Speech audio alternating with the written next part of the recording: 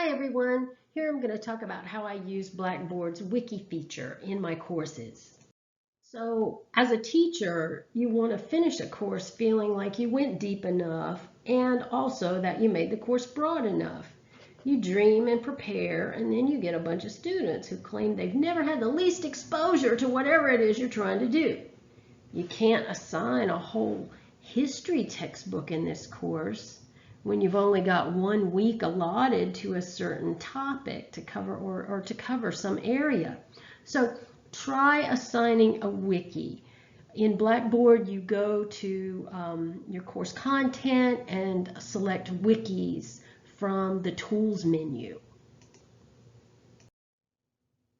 You can maybe see here how Blackboard automatically sorts your students' wiki entries into alphabetical order. So here in my instructions, I tell the students, your individual or court case or event or whatever it is I've assigned you is the subject line in your post or in your wiki page. So that will sort them pretty much like an encyclopedia that students can easily find what they're looking for when they search through one another's entry.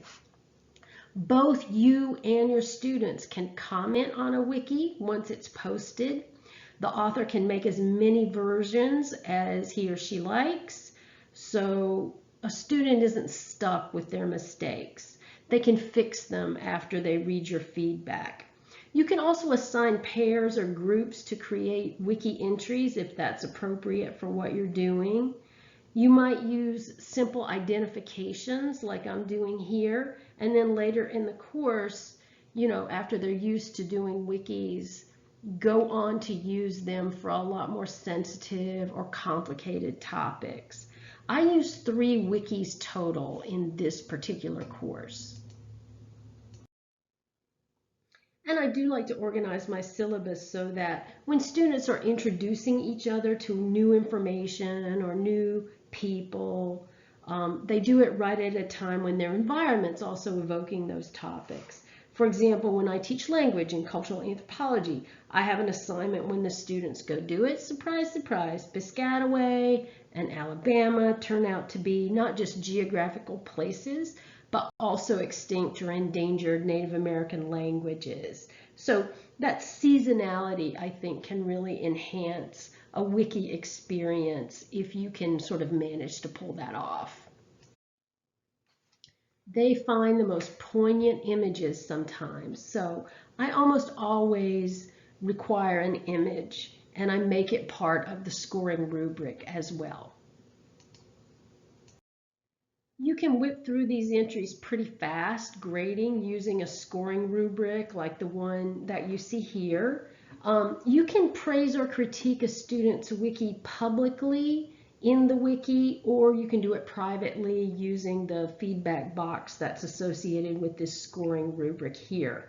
My instructions for wikis are usually detailed, and so my student entries come in very, very uniform, each semester.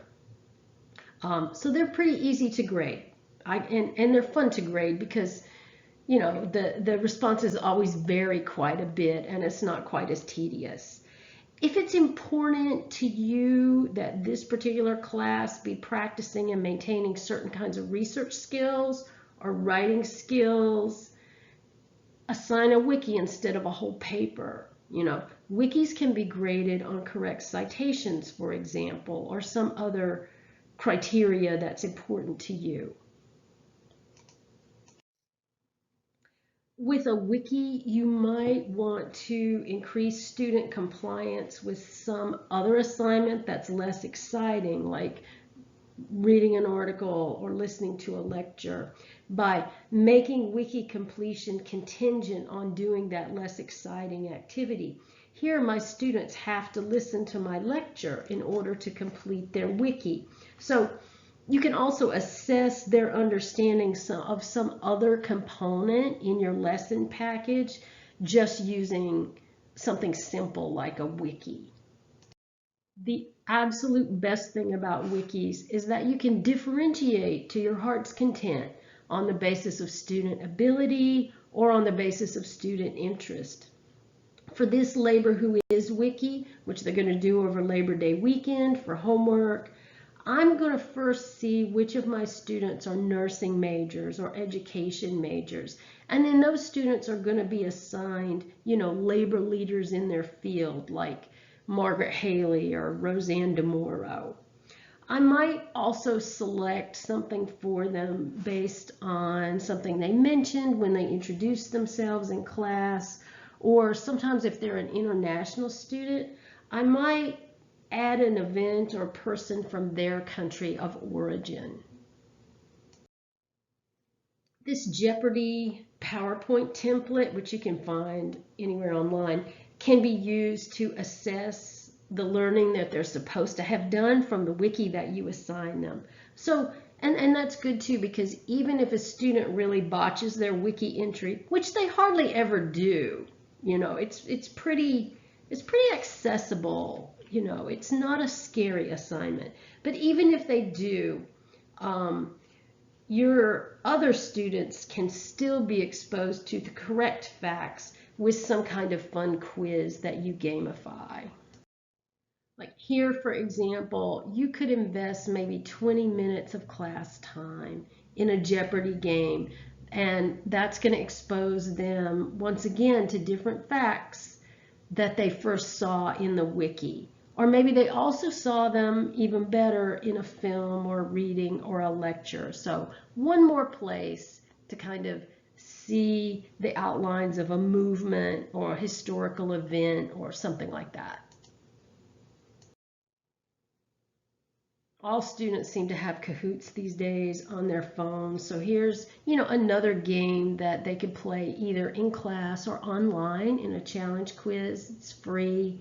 And it can also reiterate some of the details in the wiki. And another thing, those poignant images I talked about, you could pull them right into that Kahoots challenge, as I've done for a couple of the questions here. So they're going to see their image again. And that helps all the students. So here's a couple of examples of how this learner-created content that you assemble together through a wiki can eventually be incorporated into some higher level thinking, maybe in a summative assessment like a midterm question, final exam question.